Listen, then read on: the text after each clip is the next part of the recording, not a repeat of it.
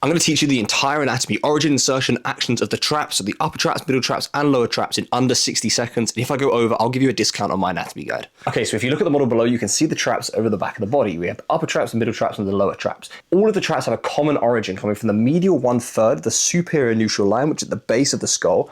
And it also originates from the spinous process C7 down to T12. So if you look at the skeleton, we're going to have one origin from the medial third of the superior neutral line up at the base of the skull, and then the rest of it's going to be coming from C7, the spinous process, all the way down the spine to T12.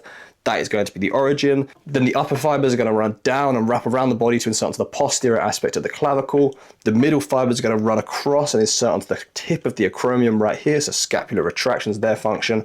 And the lower traps are going to run up and insert onto the base of the spine of the scapula, which is right here on the scapula there. This gives it three main functions. First of all is elevation of the scapula from the upper traps. Then you've got scapular retraction from the middle traps, so pulling the shoulder blades back. And then finally scapular depression and a lot of stabilization from the lower traps by pulling them down. So if you want to train the entire traps, you have to do some kind of shrug for the upper traps. Then you have to do some kind of scapular retraction. So you could do any kind of row or a Kelso shrug to train the middle traps. Then you don't really have to worry about the lower traps because they're trained as a stabilizing role in a ton of different movements. But if you wanted to train them directly, I would do Y raises to train them.